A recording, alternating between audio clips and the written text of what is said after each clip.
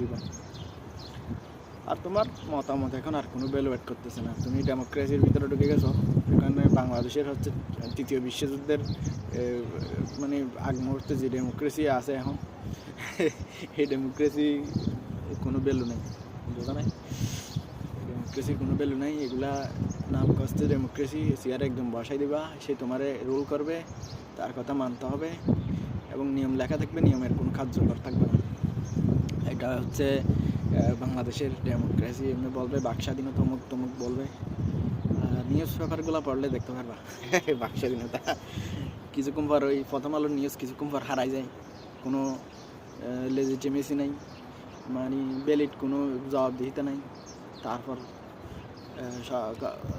সবার মধ্যে মানে দুদিন পর ওটা বলে যায়। অ্যাকাউন্টেবিলিটি না থাকলে ওটা আর ডেমোক্রেসি কি, ওখানে কোনো কিছুই তো থাকে না।